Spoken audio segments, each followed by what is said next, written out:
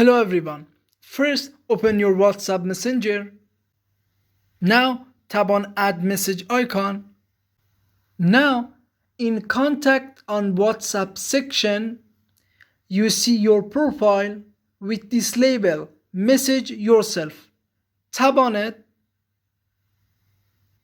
Now, you have a chat section with yourself, which means Message Yourself is a personal storage and you can write any message, add any image or video, also forward any video, message, photo, document in any chat or group in this section and access them anytime you want. Also, for example, if you send a message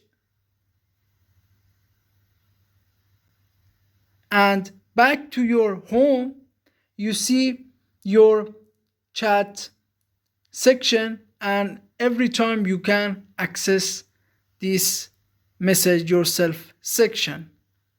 I hope this video was useful for you. Please subscribe to our channel and support us to make more video. Thanks for watching.